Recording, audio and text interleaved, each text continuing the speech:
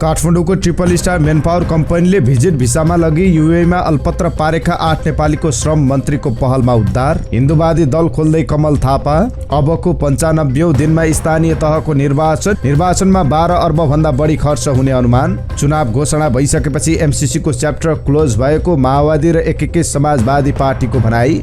प्रचण्डले भने तत्कालीन नीतिको पछाडि दीर्घकालीन रणनीति हुन्छ भन्ने कुरा बुझ्नुपर्छ। चीनले नेपाली सीमा मिचेको सरकारी प्रतिवेदन बीबीसीद्वारा खुलासा। एमसीसी बारे सबै सांसदलाई बोल्न दिइने। सरस्वतीको मूर्ति सेलाउन जाने क्रममा रौतहटमा झडप, 2 प्रहरी घाइते। दुग्ध विकास संस्थानको महाप्रबन्धक पदमा दरखास्त आह्वान। हिमपातले प्रभावित हुम्लाको हवाई सेवा 5 दिनपछि सुरु। बाघको पन्जाबाट फुस्किए 58 वर्षीय तीर्थबहादुर राई, अवस्था सामान्य। संविधानमै बजेटको मिति तोकिँदा पनि बढेन विकास खर्च। ढोरपाटनमा हिउँले कठ्याङ्ग्रिएर मर्न थाले मृग। चालक अभावले ग्यारेजमै थन्किए ठुला बस। चीनले बढायो नेपाली विद्यार्थीका लागि छात्रवृत्ति संख्या। 50.5 बिघामा लगाइएको गाँजा र अफिम खेती नष्ट। 21 बिघा जग्गामा बन्नेछ 300 शैय्याको शिक्षक अस्पताल। गोरु काटेको आरोपमा 3 जना पक्राउ। कोरोनालाई मौसमी रुगाखोकी जस्तै मानेर अगाडि बढ्ने दक्षिण कोरियाको तयारी। जर्मनीसम्म पुगेको रुसी ग्यास पाइपलाई बन्द गरिदिने अमेरिकी राष्ट्रपति बाइडेनको चेतावनी। नेपालले युएई र पपुवा न्युगिनीसँग त्रिकोणात्मक 1 दिवसीय श्रृङ्खला खेल्ने र यो वर्षको हिउँदमा 100% वर्षा, भोलिदेखि फेरि पानी पर्ने। नमस्कार, इन्साइड नेपाल न्युज टिभीमा यहाँहरू सम्पूर्णलाई हार्दिक स्वागत छ। म सुजन पौडेल। सदाका जस्तै आज पनि हामी देश विदेशका ताजा समाचार सहित तपाईँ माझ उपस्थित भएका छौं। हाम्रो यो समाचार बुलेटिनलाई अन्त्यसम्म हेर्नुहोला र आफूलाई मनमा लागेको हाम्रो कमेन्ट बक्समा लेखिदिनुहोला। साथै तपाईँ कुन भूगोलमा बसेर हाम्रो भिडियो हेर्दै हुनुहुन्छ त्यो पनि तलको कमेन्ट बक्समा लेखिदिनुहोला। आजको समाचार सुरुवात गरौँ युएईबाट भिजिट भिसामा पुगेकाहरूलाई नेपाल सरकारले गरेको उद्धारको प्रसङ्गबाट। काठमाडौँको टोकास्थित ट्रिपल स्टार इम्प्लोइमेन्ट प्रणालीबाट भिजिट भिसामा युएई पुगेर अलपत्र परेका 8 जना नेपालीको उद्धार भएको छ। श्रम रोजगार तथा सामाजिक सुरक्षा मन्त्री कृष्ण कुमार श्रेष्ठले तत्काल उद्धार गर्न चेतावनी दिएपछि पठाउने मेनपावर कम्पनीले नै सोमबार 8 जनालाई उद्धार गरेर नेपाल ल्याएको हो। यसरी नेपाल फर्कनेमा तनहुका राजीव सुनवार र ज्ञानेन्द्र राणाभाट, गोर्खाका सुनिल पन्त र राजेश जङ शाह, डडेलधुराका शिवराज पन्त, मोरङका चिरायु सरदार, सुर्खेतका झग बहादुर थापा र सङ्खुवा का सन्तोष चाम्ला गाइरहेका छन्। युएईको ग्लोबल सेक्युरिटी कम्पनीमा रोजगारी लगाइदिने भन्दै 12 जना नेपालीबाट 7,50,000 का दरले रकम लिएर युएई पठाई अल्पत्र पारेको उजुरीका आधारमा मेनपावरका सञ्चालक भीम गुरुङलाई मन्त्रालयले गठन गरेको मार्शल टोलीले पक्राउ समेत गरेको थियो। यसैबीच केही समय अगाडि साउदी अरेबियामा बिरामी परि अल्पत्र परेका जाजरकोटका राइस राणाको साउदी अरब जेद्दामा स्वास्थ्य उपचार गरी सोमबार स्वदेश फर्काइएको छ। साउदी अरब स्थित जेद्दामा कोठामा छटपटाइरहेका श्रमिकको सामाजिक सञ्जालमा भिडियो भाइरल भएपछि श्रम मन्त्री श्रेष्ठले चासो देखाउँदै उपचार र उद्धारका लागि पहल गर्नुभएको थियो। नेपाली दूतावासका कर्मचारी र श्रम कर्मचारीहरूको टोलीले उनको उद्धार गरी स्थानीय अस्पतालमा उपचार गरेको थियो। राणासहित साउदी अरबमा अल्पत्र परेका 4 नेपालीलाई सोमबार स्वदेश फिर्ता गरिएको नेपाली काउन्सिलर शत्रुधन पोखरेलले जानकारी दिनुभयो। मक्सिर 19 को एका बिहानै जुन खबर सञ्चार माध्यममा आयो, यो खबर राष्ट्रिय प्रजातन्त्र पार्टीमा निरन्तर नेतृत्वमा रहेका कमल थापाको पक्षमा थिएन। उनी आफैले महामन्त्री बनाएका राजेन्द्र लिङ्गदेनसँग 199 मतले पराजित भएका थिए। महाधिवेशनबाट पराजित थापाले हारलाई सहज रूपमा लिएनन्। उनले अध्यक्षमा विजय लिङ्गदेनलाई सामाजिक सञ्जाल फेसबुक मार्फत बधाई त दिए, साथै पार्टीभित्रको आन्तरिक प्रतिस्पर्धामा पूर्व राजा ज्ञानेन्द्र शाहले हस्तक्षेप गरेको आरोप समेत लगाए। उनले त्यसबेला सामाजिक सञ्जाल लेखेका थिए, सिङ्गो मुलुक गणतन्त्रमय भएको बेला शिरमा कफन बाँधेर 2063 सालदेखि राज संस्था बोकेर हिँडेको पुरस्कार आज पाइयो। यो एजेन्डाको मूल संवाहकलाई राजनीतिक रूपमा समाप्त पार्न गरिएको चेष्टाले राजाको भलो होस्। त्यसै त थापाले महाधिवेशनमा पूर्व राजा र निर्मल निवासको हस्तक्षेप भएको भन्दै छानबिन हुनुपर्ने माग निरन्तर रूपमा उठाइरहेको छ। उक्त विषय पार्टी नेतृत्वले छलफल गरेर निराकरण गर्नुपर्ने उनको माग छ। उनले यो विषयमा 27 मङ्सिरमा पहिलो पटक र 16 माघमा दोस्रो पटक अध्यक्ष लिङ्गदेनलाई पत्र पठाएर आफ्नो मागको विषयमा ध्यानाकर्षण गराएका थिए। 3 दिन अघि थापा र लिङ्गदेन बीच भेटवार्ता भयो, तर सो भेटवार्ताले पनि थापा खुसी हुन सकेनन्। उनले अध्यक्ष लिङ्गदेनले आफूलाई आएर भेटेको तर माग सम्बोधन गर्ने दिशामा उनी नदेखिएको पनि बताएका छन्। अध्यक्षजीसँग मेरो घरमै सामान्य कुराकानी भयो। मैले 2 पटक लिखित पत्र बुझाएर उठाएका विषय समाधानतर्फ उनी गम्भीर भएको मैले पाइनँ। राप्रपाका निवर्तमान अध्यक्ष थापा अहिले जुन रूपमा अगाडि बढिरहेका छन् यसले राप्रपा कुनै पनि दिन विभाजन नहोला भन्न सकिन्न। एकता महाधिवेशनमा लिङ्गदेनसँग पराजित भएसँगै उनले पार्टी गतिविधि पनि बहिष्कार गर्दै आएका छन्। उनका पछिल्ला गतिविधि निहाल्ने हो भने थापा नयाँ पार्टी गठनमा लागेको देखिन्छ। उनले आफ्नो नयाँ पार्टीमा राजालाई नबोक्ने समेत बताइसकेका छन्। विशुद्ध हिन्दूवादी दल खोल्ने प्रयासमा कमल थापा रहेका छन्। सरकारको निर्णय पर्खेर बसेको निर्वाचन आयोगले तोकिएको समयमा एकै चरणमा 753 स्थानीय तहमा निर्वाचन गराउन तयारी थालेको छ।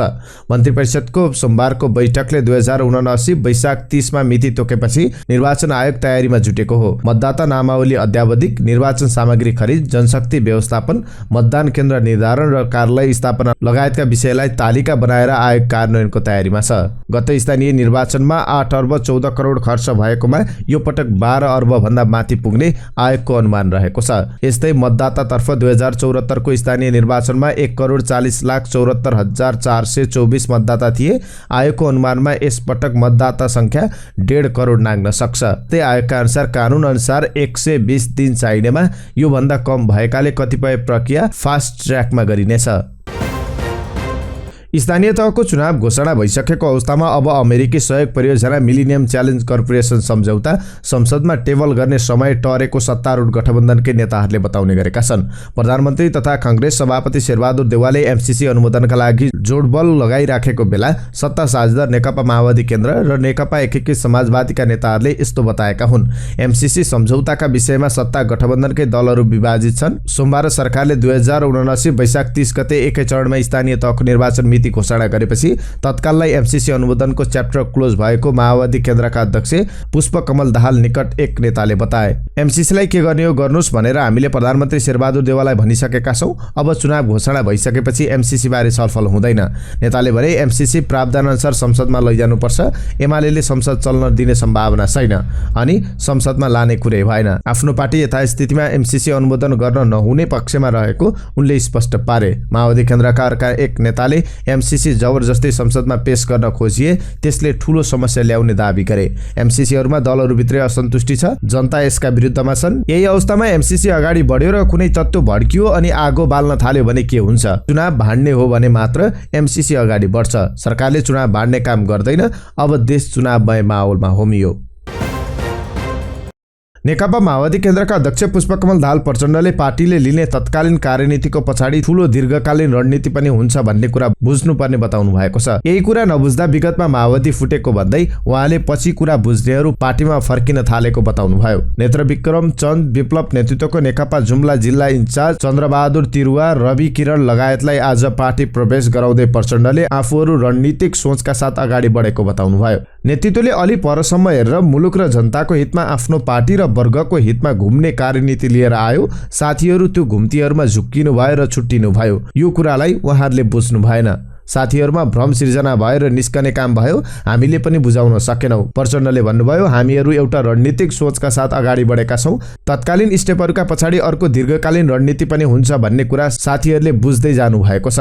साथीहरू घर फर्किनु भयो, धेरै राम्रो भयो। म अरू साथीहरूलाई पनि घर फर्कन भन्छु। हामी एकै ठाउँमा आउँ। चीनले नेपाली सीमा मिचेको नेपाल सरकारको प्रतिवेदन अन्तर्राष्ट्रिय सञ्चार माध्यम बीबीसीले सार्वजनिक गरेको छ। चीनको तर्फबाट नेपाली सीमामा हस्तक्षेप भएको पहिलो पल्ट आधिकारिक दाबी गरिएको हो। बीबीसीमा मिचेल बोस्टोले लेखेको समाचार अनुसार पश्चिम नेपालको हुम्लामा चीनले नेपाली भूमि मिचेको प्रमाण सहितको प्रतिवेदन सेप्टेम्बर महिनाको अन्तिममा सरकारलाई बुझाइएको छ। काठमाडौँ स्थित चीनिया दूतावासले सीमा मिचेको आरोपको खण्डन गरेको छ। बीबीसीको जिज्ञासामा नेपाल सरकारको तर्फबाट कुनै प्रतिक्रिया नआएको पनि समाचारमा उल्लेख छ। यो प्रतिवेदन अहिलेसम्म गोप्य राखिनुको कारण थाहा नभएको बीबीसीले लेखेको छ। तर नेपाल सरकारले पछिल्ला वर्षहरूमा चीनसँग सम्बन्ध सुधार गरेको छ, किनभने भारतसँगको एकल निर्भरता तोडेर दुवै छिमेकीसँग सन्तुलित सम्बन्ध राख्ने प्रयास नेपालले गरिरहेको छ। एमसीसी संसदमा व्यापक छलफल गरेर पारित गर्ने गरी कार्यक्रम बनाइएको छ। सदन सञ्चालन नभएसम्म एमसीसी टेबल गराउने पक्षमा नदेखिएका सभामुख अग्निप्रसाद सापकोटाले आफ्नो गृह कार्यमा सबै सांसदहरूलाई बोल्न दिनुपर्ने गरी कार्यक्रम बनाइरहनु भएको छ। सरकारले माघ 26 गतेको बैठकमा एमसीसी सदनमा टेबल गर्ने गरी तयारी गरिरहेका बेला सभामुखले यसबारे गृह कार्य गरिरहनु भएको छ। उहाँले यो प्रस्ताव कार्यव्यवस्था परामर्श समितिको बैठकमा राख्दै हुनुहुन्छ। उहाँले संसद बैठक बस्ने दिनमै 26 गते कार्यव्यवस्था परामर्श समितिको बैठक चलाउने तयारी गर्नुभएको हो। कार्यव्यवस्था परामर्श समितिको बैठकमा सहमति भए मात्र एमसीसी कार्यसूचीमा राखिने भएको छ। रौतहटको इस्नाथ नगरपालिकामा सरस्वतीको मूर्ति सेलाउन जाने क्रममा झडप भएको छ। इसानाथ 5 लक्ष्मी निया गाउँमा पूजापछि विद्यार्थीले सरस्वतीको मूर्ति सेलाउन जाँदा फरक समुदायका महिलाहरूबाट अवरोध भएपछि झडप भएको हो। महिलाहरूले गरेको ढुङ्गामुढा प्रहारबाट 2 जना प्रहरीलाई चोटपटक लागेको रौतहट प्रहरी प्रमुख एसपी विनोद घिमिरेले जानकारी दिनुभयो। सरस्वती मूर्ति सेलाउने क्रममा हुन सक्ने सम्भावित झडपलाई मध्यनजर गर्दै 2 दिन अगाडि रौतहटका सिडिओ कृष्ण बहादुर साईको रहबरमा 2 पक्षीय छलफल भएको थियो। छलफलमा मूर्ति लिएर मद्रासाको अगाडिबाट जाँदा बाजा नबजाउन भएको सहमति अनुसार नै त्यहाँ जाँदा केही महिलाले ढुङ्गामुढा गरेको एसपी घिमिरेले जानकारी दिनुभयो। यद्यपि अवरोध हटाएर मूर्ति सेलाउन पठाइएको छ। उक्त क्षेत्रमा थप अप्रिय घटना नहोस् भनेर सिडिओ साई एसपी घिमिरेका साथै व्यापक रूपमा नेपाल प्रहरी र सशस्त्र प्रहरी परिचालन गरिएको छ। भारत र नेपालको सिमाना जोडिएको उक्त क्षेत्रमा प्रत्येक वर्ष हिन्दूहरूले मनाउने सरस्वती पूजा र झण्डी पूजामा लामो समयदेखि विवाद हुँदै आएको छ। सरकारले दुग्ध विकास संस्थानको महाप्रबन्धक पदमा पदपूर्तिका लागि प्रक्रिया अगाडि बढाएको छ। कृषि तथा पशुपक्षी विकास मन्त्रालयले आज पदपूर्ति सम्बन्धी सूचना जारी गरी दरखास्त आह्वान गरेको हो। कुनै संस्था वा निकायमा व्यवस्थापकको हैसियतले कम्तीमा 10 वर्षको कार्यानुभव भएका नेपाली नागरिकले 21 दिनभित्र दरखास्त दिन सक्ने मन्त्रालयले जनाएको छ। हुम्लाको अन्तर्जिल्ला जोड्ने हवाई सेवा 5औं दिनपछि सञ्चालनमा आएको छ। सिमकोट विमानस्थलमा जमेको हिउँ पन्छाएपछि हवाई सेवा सञ्चालनमा आएको हो। विमानस्थलका कर्मचारी, एयरलाइन्सका कर्मचारी, विमानस्थल सुरक्षा गार्डमा खटिएका सुरक्षाकर्मी, जडीबुटी व्यवसायी लगायतको सक्रियतामा हिउँ फालेपछि हवाईजहाज सञ्चालनमा आएको हो। शिवपुरी गाउँबाट झण्डै 3 किलोमिटर उत्तर चोचास्थित राष्ट्रिय वनभित्र गाई चराउनु तीर्थबहादुर राईको दैनिकी हो। सधैँ वस्तुभाव लिएर जाने गुजरा नगरपालिका 2 बराहाटोलका 58 वर्षीय तीर्थबहादुर राईका लागि शनिबार एउटा अनपेक्षित घटना घट्यो। बाघसित उनको जम्का भेट भयो। बाघले झम्टियो। आत्तिएका उनले खुर्पाले हाने। चोट लागेपछि बाघले छोड्यो, तर नङ्ग्राले प्रहार गरिसकेको थियो। उनी रक्ताम्य भए। चोट लागेको बाघ पश्चिमतर्फ लाग्यो। चोचा वन सेक्टरको तमाहा जंगल स्थित तुरतुरे धारा नजिक भएको घटनामा घाइते राईको दायाँ हात, निधार र छातीमा गहिरो चोट लागेको छ। घटना लगतै स्थानीयले उद्धार गरेर चन्द्रनिगापुर अस्पतालमा ल्याएका थिए। सुरुमा बाघ देख्न साथ होस हराए जस्तै भयो। उनले घटनाबारे सुनाए। मैले केही सोच्न नपाउँदै त्यसले तिखा नङ्ग्रा भएको पन्जाले मलाई हानिसकेको थियो। मैले पनि खुर्पाले हाने अनि छोड्यो। म रक्ताम्य भएर ढले। उनीसँगै 2 जना बालक समेत जंगल गएका थिए। दुवै केही पर थिए। राईले गुहार मागेपछि उनीहरू आए र गाई छाडेर जंगल बाहिर निस्किए। मलाई त भगवानले बचाएका हुन्। बाघको मुखबाट जोगिएर आए। 24 माघ 2078 मा अर्थमन्त्री जनार्दन शर्माले विकास मन्त्रालय सम्हालिरहेका मन्त्री र सचिवहरूलाई बोलाएर भने पुष मसान्तसम्म 30% पुँजीगत खर्च भएको हुनुपर्छ। बजेट स्थिर बस्दैन, खर्च हुँदैन भने खर्च हुने ठाउँमा पठाइदिन्छौँ। उनले त्यस दिन भनेका थिए अर्थ मन्त्रालयमा आएको फाइल 3 दिनभित्र फिर्ता हुन्छ। पुँजीगत खर्च हुन नसकेको सन्दर्भमा 19 पुसमा प्रतिनिधि सभा अर्थ समितिले विकास मन्त्रालयका मन्त्री र सचिवहरूलाई डाक्यो र छलफल गर्यो। छलफलमा विकास मन्त्रालयहरूले भने अर्थले महिनौ फाइल अड्काइदिन्छ कि पैसा छैन भन्नु पर्यो कि बजेट स्वीकृत गर्नु पर्यो। भौतिक पूर्वाधार तथा यातायात मन्त्री रेणुकुमारी यादवले सो दिन भनेकी थिइन् विकास खर्च हुन नसक्नुको कारण नेपालको कर्मचारी तन्त्र हो। यस्तै गुनासो गरेका थिए सो मन्त्रालयका सचिव रविन्द्रमान श्रेष्ठले। भौतिक पूर्वाधार तथा यातायात मन्त्रालयको 20 अर्ब 45 करोड रुपियाँ बजेटको स्रोत सुनिश्चितता नै नभएको भन्दै उनले विकास खर्चले गति लिन नसक्नुमा अर्थ मन्त्रालयको दोष देखाए। अर्थ मन्त्रालय र विकास बजेटको ठूलो हिस्सा ओगटेर बसेका मन्त्रालयहरू बीचको यो जुवारी यो वर्ष मात्रै भएको होइन। पछिल्ला 3 दशकमा नेपालको पुँजीगत खर्च अति दयनीय अवस्थामा छ। यति नै बलिया छन् बहाना र त्यसो हुन नसकेको सन्दर्भमा दिइने तर्क, जसले वर्षौंदेखि विकासको काम अड्किरहेका छन्। अर्थ मन्त्रालय स्वयं भन्छ विनियोजनको तुलनामा ठूलो हिस्सा खर्च हुन नसक्दा पुँजी निर्माणको दर न्यून हुन्छ। यसले आय, बचत, उत्पादन र रोजगारी वृद्धिमा असर गर्ने गर्छ। नेपालको एकमात्र शिकार आरक्ष ढोरपाटन शिकार आरक्षमा कठ्याङ्ग्रिएर एक रतुवा मृगको मृत्यु भएको छ। शिकार आरक्ष क्षेत्रको माथिल्लो बुङ्की तथा जंगल क्षेत्रमा बाक्लो हिमपात भएपछि जाडो छल्न ढोरपाटन उपत्यका झरेको रतुवा हिउँमा फसेर मरेको हो। ढोरपाटन शिकार आरक्ष कार्यालयको उत्तरतर्फको जंगलमा मृतक रतुवा हिउँले पुरिएको अवस्थामा भेटिएको आरक्ष कार्यालयले जनाएको छ। चक्रपथमा ठूला बस गुडाउने महानगर यातायातका 12वटा बस पार्किङमा थन्किएका छन्। काठमाडौँमा 100 भन्दा धेरै बस चलाइरहेको बाबा गोकर्णेश्वर यातायात कम्पनीको पनि करिब 15वटा बस ग्यारेजमै छन्। कारण हो चालक अभाव। बस चालक नै पाइँदैन। लाइसेन्स नभएकालाई जिम्मा लगाएर गाडी पठाउन सकिँदैन। गोकर्णेश्वर यातायातका सञ्चालक भीम बस्नेत भन्छन्, अरू कम्पनीको समस्या पनि यस्तै छ। सार्वजनिक यातायात केन्द्रीय महासङ्घका महासचिव भरत नेपालका अनुसार बस चालकको अभाव नयाँ होइन। उनकै कम्पनी बागमती यातायात कम्पनीको बसहरू पनि चालककै कारण ग्यारेजमा थन्किएर बसेका छन्। बस चलाउनलाई पनि जनशक्ति नपाइने समस्या पछिल्लो वर्ष झनै बढ्यो। व्यावसायिक अनुसार कोरोनाको महामारीपछि बसहरूमा चालक सहचालकको अभाव थप बढेको हो। कोरोना संक्रमण रोक्न सरकारले चैत 2076 मा लकडाउन गरेपछि गाउँमा गएका धेरै चालक गाउँतिरै बसेका थिए। लामो समयसम्म यातायातका साधन नचलेपछि कतिपयले स्थानीय क्षेत्रमै नयाँ पेसा व्यवसाय थालेका थिए भने कतिपय स्थानीय रुटमै सवारी चलाइरहेका छन्। चीनले वार्षिक रूपमा नेपाली विद्यार्थीलाई दिने छात्रवृत्ति यस वर्ष बढाएको छ। अघिल्लो वर्ष 49 जना विद्यार्थीका लागि छात्रवृत्ति दिने घोषणा गरेको चीनले यस वर्ष उक्त संख्या 67 पुर्याएको छ। परराष्ट्र मन्त्रालय स्रोतका अनुसार चीनले छात्रवृत्ति दिने सम्बन्धमा गरेको निर्णयबारे शिक्षा मन्त्रालयलाई जानकारी गराइसकेको छ। जेहेन्दार विद्यार्थी छनौट गरी छात्रवृत्ति दिनेछ। चीनले गत वर्ष 49 जना नेपाली विद्यार्थीलाई छात्रवृत्ति दिने भने पनि 12 जना मात्रै विद्यार्थी यस अन्तर्गत छनौट भएका थिए। मकवानपुरको राक्सिराङ गाउँपालिका र कैलाश गाउँपालिका अन्तर्गत ओडा एरियाको 29 बिघा 10 कट्ठामा अवैध रूपमा लगाइएको लागु औषध गाँजा प्रहरीले पक्राउ गरेको छ। साथै 21 बिघामा लगाइएको अवैध लागु औषध अफिम खेती गत शुक्रबारदेखि आइतबारसम्म प्रहरीले नष्ट गरेको हो। सरकारले अन्य विभिन्न सरकारी अङ्गका जस्तै शिक्षकहरूका लागि पनि छुट्टै अस्पताल बनाउने निश्चित भएको छ। चितवनको भरतपुरमा शिक्षक अस्पताल बनाउने प्रस्ताव मन्त्री परिषदको यही माघ 17 गतेको बैठकले पारित गरेसँगै सेना, सशस्त्र जनपद प्रहरी र निजामती कर्मचारीहरूको जस्तै सरकारी शिक्षकहरूको लागि पनि अस्पताल बन्ने भएको छ। भरतपुरमा बन्ने अस्पताल केन्द्रीय स्तरको हुने शिक्षा, विज्ञान तथा प्रविधि मन्त्रालयले जनाएको छ। त्यसका लागि गत कार्तिकमा मन्त्रालयले विमल शर्मा 40 संयोजक रहने गरी 5 सदस्यीय पूर्व सम्भाव्यता अध्ययन तथा जग्गा पहिचान समिति बनाएको छ। सम्भाव्यता समितिले सबैभन्दा उपयुक्त हुने ठाउँ चितवनको भरतपुर महानगरपालिका 15 भगवानपुरमा रहेको सुझाव दिएको थियो।